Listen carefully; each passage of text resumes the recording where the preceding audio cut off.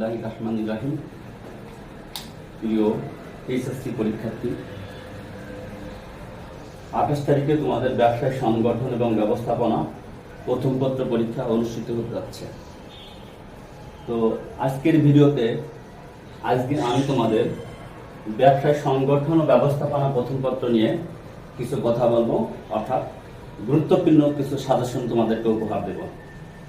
তোমরা যদি সবাই গুরুত্ব সহকারে এই সাজেশনগুলো উপলব্ধি করো এবং একটু পড়াশোনা করো, আশা করি সবাই ইনশাআল্লাহ ভালো একটা মার্কস তুলতে পারবে পরীক্ষাতে।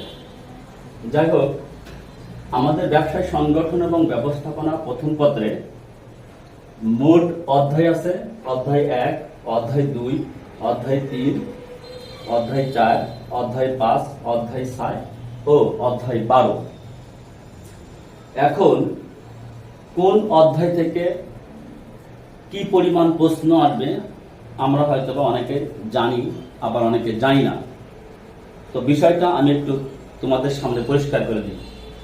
আমাদের অধ্যায় 1 এখান থেকে 2টা প্রশ্ন আসবে, অধ্যায় 2 এখান থেকে একটা প্রশ্ন আসবে, অধ্যায় 3 এখান থেকে একটা প্রশ্ন আসবে, অধ্যায় 4 অংশীদারি ব্যবসায় ওখান থেকে আসবে 2টা প্রশ্ন, অধ্যায় 5 কোম্পানি সংগঠন যৌথ মূলধনী যেটাকে আমরা বলে থাকি এটা থেকে আসবে 2টা প্রশ্ন, অধ্যায় 6 সমবায় সমিতি এখান থেকে 2টা প্রশ্ন, অধ্যায় 12 এখান থেকে আসবে একটা প্রশ্ন। তাহলে আমাদের প্রশ্ন আছে 2 আর 1 3, 3 আর 1 4, 4 আর 2 6, 6 আর 2 8, 8 আর 2 10 আর 1 11টা। এই 11টা সৃজনশীলের মধ্যে আমাদেরকে 7টা প্রশ্নের উত্তর দিতে হবে। সুতরাং আমাদেরকে মেন যে টপিকস গুলো আছে আমরা এই মেন টপিকস গুলো একটু আয়ত্ত করব। অধ্যায় 1 থেকে আমরা যে টপিকস গুলো সাধারণত গুরুত্ব সহকারে পড়ব বা উপলব্ধি করব সেটা হচ্ছে ব্যবসায়িক ধারণা, শিল্প সম্পর্কিত যা যা আছে, বাণিজ্য সম্পর্কিত যা আছে ও ব্যবসায়ের কার্যাবলী। এর মধ্যে ব্যবসায়িক ধারণা, শিল্প, বাণিজ্য বেশি ইম্পর্টেন্স। অধ্যায় 2 আমাদের প্রাকৃতিক পরিবেশ, অর্থনৈতিক পরিবেশ, রাজনৈতিক পরিবেশ, আইনগত পরিবেশ, এই 4টা টপিকসের উপর আমরা বেশি করে গুরুত্ব দেবো। তার আগে আমরা ব্যবসায়িক পরিবেশ বলতে কি এটা আবার সুন্দর করে জেনে নেব। অধ্যায় 6 এক মালিকানা ব্যবসায়ী, এটা সম্পর্কে নতুন করে বলার কিছু নাই। এটা আমরা 9, 10-এ যথেষ্ট পরিমাণে আয়ত্ত করেছি, পড়েছি এবং এটা সম্পর্কে আমরা ব্যাপক জানি।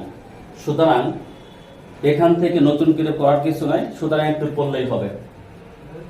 এরপরে আমাদের অধ্যায় 4 এখান থেকে আমাদের আসবে অংশীদারদের প্রকারভেদ, আর চুক্তিপত্র সংক্রান্ত সুবিধা ও অসুবিধা, নিবন্ধনের সুবিধা ও অসুবিধা।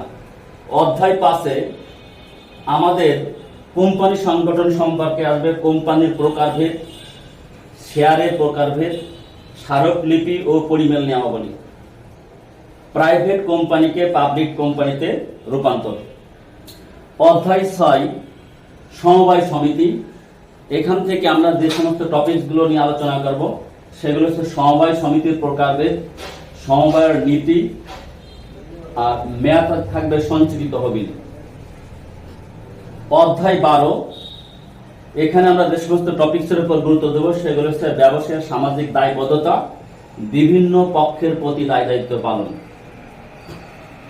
তো যারা আমরা একটু দুর্বল আছি, পড়াশোনা করি নাই, ঠিক আছে, তো তাদের প্রতি আমাদের উপদেশ থাকবে বা আমার একটা গুরুত্বপূর্ণ সাজেশন থাকবে, তারা অধ্যায় 1, 3, 4, 5 এবং 12 এই কয়েকটা অধ্যায় যদি আমরা ভালোভাবে পড়াশোনা করি ইনশাআল্লাহ আমাদের অবশ্যই কমন আসবে এবং আমরা এখান থেকে ভালোভাবে 7টি সৃজনশীল দিয়ে আসতে পারবো ইনশাআল্লাহ। তো আর আমাদের এই টপিকসের উপর গুরুত্ব দেওয়ার পাশাপাশি আমাদের 2022 এবং 2023 সালের সৃজনশীলগুলো আমরা ভালোভাবে অনুশীলন করব। আর এমসিকিউর যে বিষয়টা, সরকারি টপ 10 যে কলেজগুলো আছে এই কলেজগুলোর এমসিকিউ গুলো আমরা ভালোভাবে দেখব পাশাপাশি 2022 এবং 2023 সালের এমসিকিউ গুলো আয়ত্ত করব। আর প্রত্যেকটা অধ্যায়ের শেষে যে এমসিকিউ গুলো আছে আমরা এই এমসিকিউ গুলো সুন্দরভাবে একটু পড়াশোনা করব। আশা করি ইনশাআল্লাহ সবার রেজাল্ট ভালো হবে। তো সবার সুস্বাস্থ্য কামনা করে আজকের ভিডিও এখানে শেষ করছি। আল্লাহ হাফেজ। আসসালামু আলাইকুম।